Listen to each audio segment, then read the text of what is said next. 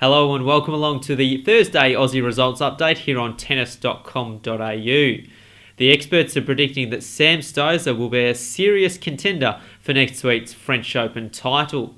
Stosur has won 14 of her 16 clay court matches this season, and Fed Cup coach Nicole Bradke is one believer who thinks Sam will be hard to beat.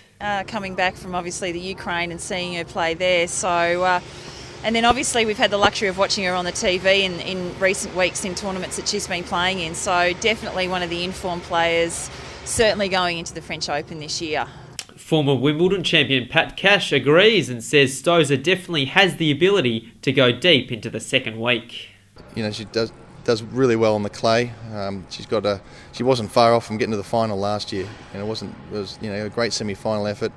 Bit of pressure on her to do well here, but I think she'll be confident. Yeah, she's a quality player. So that's what a couple of the experts think. But remember, you can give us your thoughts. Twitter.com/Tennis Australia is our account. We'd love to hear your thoughts on how Sam Stosur will fare at the French Open.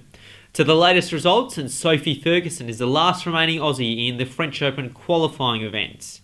Ferguson beat Olga Savchuk 6-4, 6-2 in her first round match overnight. No luck though for Olivia Rogovska and Shannon Golds, who went down in their first round matches, and John Millman, who lost in the second round of the men's event to American Jesse Witten. The Aussies are out of contention at the World Team Cup in Germany after going down to the Czech Republic. Thomas Berdych clinched the tie with a 6-3, 7-6 win over Karsten Ball. Ball did go on to win the dead doubles rubber with Peter Luchak. Anastasia Rodionova is through to the quarterfinals of the WTA event in Strasbourg. She was handed a free ride into the last eight when her second round opponent, Elena Baltasha, was forced to retire early in the first set. Bernard Tomic has moved into the quarterfinals of a challenger event in Italy. Tomic beat Guido Pella in straight sets 7-6, 6-2 to move into the last eight.